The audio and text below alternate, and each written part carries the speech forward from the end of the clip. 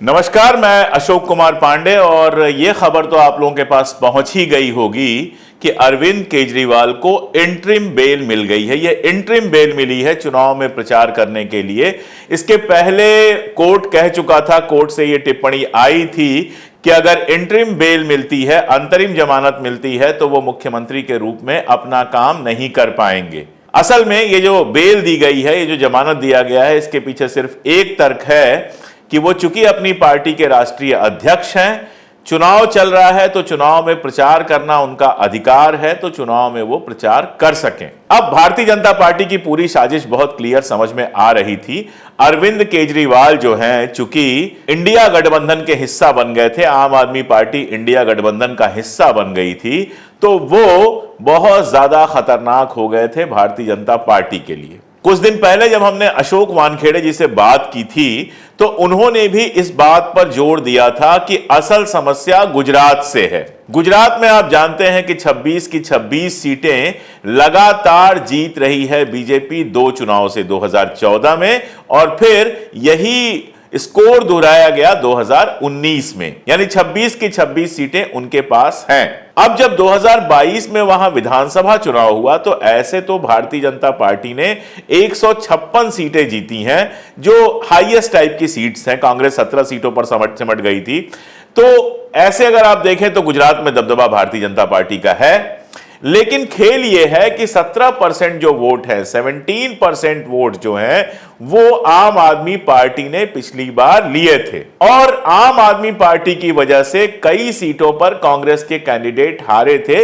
ये एक फैक्ट है। अब आम आदमी पार्टी और कांग्रेस मिल गए लोकसभा चुनाव में, तो कांग्रेस का जो वोट बैंक है वो 17% सीधे बढ़ गया। ऐसे में कई सारी सीटें ऐसी थी जिन पर कांटे का मुकाबला हुआ है। भरूच की जो सीट जहां से आम आदमी पार्टी के उम्मीदवार लड़ रहे हैं, ये माना जा रहा है काफी अच्छी फाइट उन्होंने दी है। उसके अलावा भी वलसाड में माना जा रहा है कांग्रेस ने बहुत अच्छी फाइट दी है, और वहां के विश्लेषकों का यह मानना है कि कांग्रेस और आम आदमी गठबंधन मिलकर 5 से 10 तो मुझे बहुत ज्यादा लग रहा है, लेकिन 5, 6, 7 सीटें जीत सकते हैं। गुजरात में एक भी सीट अगर भारतीय जनता पार्टी के हाथ से जाती है, इसका मतलब यह होता है कि नरेंद्र मोदी और अमित शाह की जो पकड़ है वो कमजोर हुई है। इसीलिए अरविंद केजरीवाल को गुजरात में प्रचार करना अलाउ नहीं किया गया। तब तक कम से कम वो गिरफ्तार रहे जब तक गुजरात में पूरा चुनाव नहीं हो गया। अब जाहिर तौर पे भारतीय जनता पार्टी तो ये चाहती होगी कि अरविंद केजरीवाल पूरे चुनाव के दौरान जेल में ही रहें। आखिर मनीष सिसोदिया जेल में हैं ही, हेमंत सोरेन जेल में हैं, आप जानते हैं। उनको बीच में किसी की अंतिम क्रिया में, किसी के अंतिम संस्कार में जाने के लिए, हिस्सा लेने के लिए 1-2 दिन के लिए छोड़ा गया था, लेकिन उनकी जो जमानत अर्जी थी उसको खारिज कर दिया गया। यानी हेमंत सोरेन अपने इलाके में, झारखंड में प्रचार नहीं कर पाएंगे। अब हेमंत सोरेन की अनुपस्थिति में उनकी जो पत्नी है, उन्होंने मोर्चा संभाला हुआ है। दिल्ली भी वो आई थी और लगातार वहां भी प्रचार कर रही हैं, और अरविंद केजरीवाल के अनुपस्थिति में सुनीता केजरीवाल जी जो हैं, वो गुजरात में प्रचार करने गई थी। लेकिन कोर्ट ने उनकी इस मंशा पर रोक लगा दी है। भारतीय जनता पार्टी दिल से चाहती होगी कि पूरे चुनाव में अरविंद केजरीवाल जेल के अंदर रहे, लेकिन आज जस्टिस संजीव खन्ना और जस्टिस दीपांकर दत्ता की 2 जजों की बेंच थी जिसने उनको इंटरिम जमानत दी। अब इसमें खास बात यह है कि इसको इंटरिम जमानत कहा गया। 1 जून तक की जमानत है ये, क्योंकि 1 जून तक चुनाव प्रचार हो सकता है। अगले दिन उनको खुद आके समर्पण करना पड़ेगा, यानी उसके बाद फिर वो जेल में चले जाएंगे। मुझे ऐसा लगता है कि मुख्यमंत्री के रूप में अपने जो काम है वो नहीं कर पाएंगे। इस बीच में आप जानते हैं कि एलजी ने आरोप लगाया है कि सिखों की वह संस्था जो प्रतिबंधित संस्था है भारत में, उससे आम आदमी पार्टी और अरविंद केजरीवाल ने पैसे लिए हैं। निश्चित रूप से वो भी केस बनाने की कोशिश की जा रही होगी।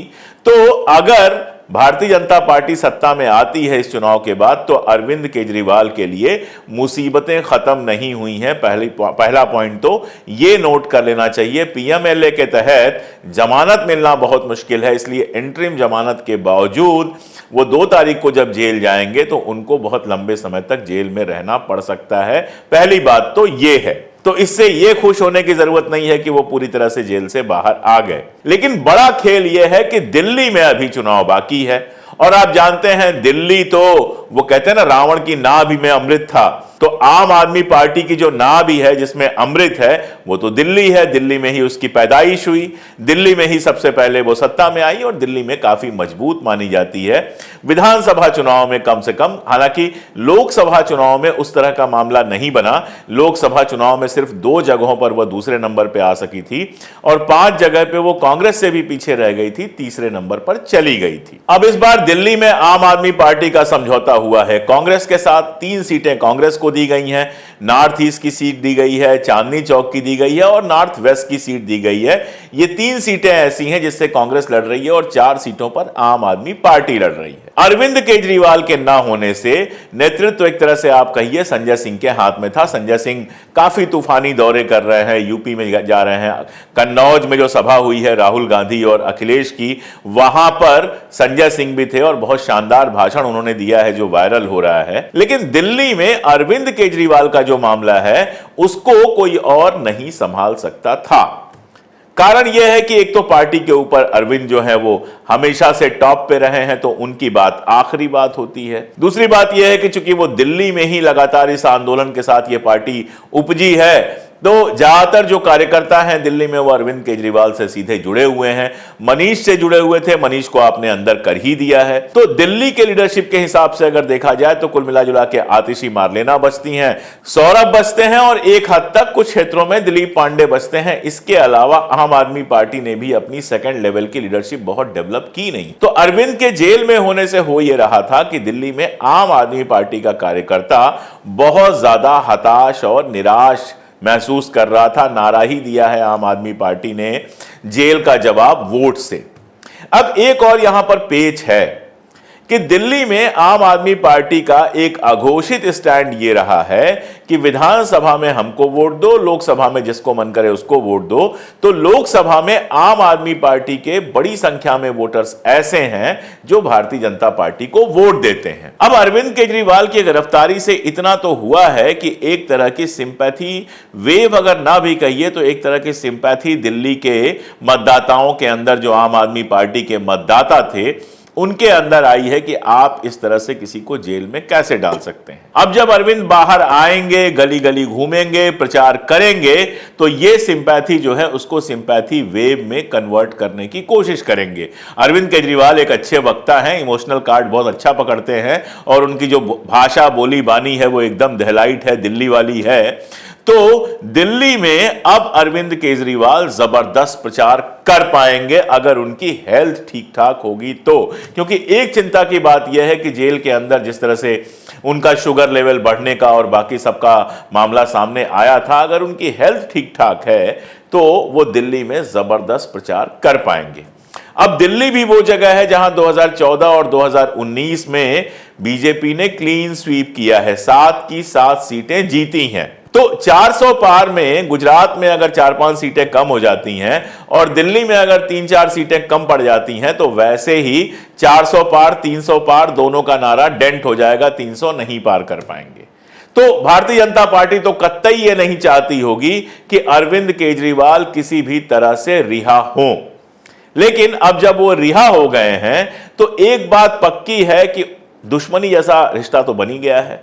अब भारतीय जनता पार्टी के लिए कुछ मीठा बोलने वाले तो है नहीं और वो जानते हैं कि इस मुश्किल में उनका साथ दिया है इंडिया गठबंधन ने, खासतौर पर कांग्रेस ने। पवन खेड़ा जो उनके राष्ट्रीय प्रवक्ता हैं, उनका बयान आया कि अरविंद केजरीवाल जी की रिहाई का स्वागत है, लेकिन इसी तरह से हेमंत सोरेन को भी रिहा करना चाहिए था, ये उनका बयान है। और लगातार कांग्रेस के लोग, आप जानते हैं कि जिस समय केजरीवाल को गिरफ्तार किया गया था, संदीप दीक्षित भी उनके घर पहुंचे थे और भी बड़े बड़े नेता उनके घर पहुंचे थे। तो अब अरविंद केजरीवाल पक्के तौर पर खुलकर यहां पर जम के प्रचार करने वाले हैं भारतीय जनता पार्टी के खिलाफ, कांग्रेस के कैंडिडेट्स का भी और आम आदमी पार्टी के कैंडिडेट्स का भी। खास तौर पर नॉर्थ ईस्ट दिल्ली जैसी सीट पर जहां बहुत कड़ा मुकाबला है, कांटे का मुकाबला है मनोज तिवारी और कन्हैया के बीच में। और कन्हैया जब से इस चुनाव में आए हैं, अरविंद केजरीवाल और राहुल गांधी दोनों को साथ लेके चल रहे हैं। हर जगह दोनों की फोटो होती है, जहां उनका दफ्तर बना है वहां बराबर का कटआउट है। तो अरविंद केजरीवाल अगर नॉर्थ ईस्ट दिल्ली में दिल से और जम के प्रचार करते हैं तो कन्हैया कुमार के लिए थोड़ी आसानी हो सकती है, थोड़ी बेहतर सिचुएशन हो सकती है। चांदनी चौक में उनका कितना असर पड़ेगा ये कह नहीं सकते हैं, लेकिन जाति अगर उनका देखें तो उनके जाति के वोटर काफी हैं चांदनी चौक में, तो वहां भी असर डाल सकते हैं। सेंट्रल दिल्ली में तो निश्चित रूप से उनका असर पड़ेगा। इसके अलावा भी दूसरे क्षेत्रों में जहां लड़ रही है आम आदमी पार्टी, कार्यकर्ताओं के अंदर एक नए तरीके का उत्साह आएगा और हो सकता है कि 10 साल बाद दिल्ली का समीकरण थोड़ा बदल जाए, भारतीय जनता पार्टी को 7 की जगह 3 या 4 सीटों पर संतोष करना पड़े। ये एक सिचुएशन दिख रही है। लेकिन उससे मजेदार सिचुएशन है पंजाब की। पंजाब में आप जानते हैं कि आम आदमी पार्टी ने सरकार बनाई और इस बार गठबंधन के बावजूद आम आदमी पार्टी कांग्रेस के साथ मिलकर नहीं लड़ रही है, अकेले चुनाव लड़ रही है। अब वहां क्या होगा, आम आदमी पार्टी का जब प्रचार करने के लिए केजरीवाल साहब पहुंचेंगे, वहां सिंपैथी वेव बनाने की कोशिश करेंगे, तो आम आदमी पार्टी का वोट वहां पे बढ़ सकता है। अब अगर आम आदमी पार्टी का वोट बढ़ेगा तो नुकसान भारतीय जनता पार्टी से ज्यादा कांग्रेस का होगा, क्योंकि वहां पर भारतीय जनता पार्टी दूसरी पार्टियों से कार्यकर्ता ले आई है, वो कई सारे लोग टूट के आए हैं, लेकिन अभी भी कोई बहुत बड़ी ताकत नहीं बन पाई है। अकाली दल के साथ उनका गठबंधन नहीं है, तो वहां पर मुझे लगता है जो 3 कोणीय मुकाबला होगा उसमें आम आदमी पार्टी को अगर फायदा होता है तो वो कांग्रेस का नुकसान होगा।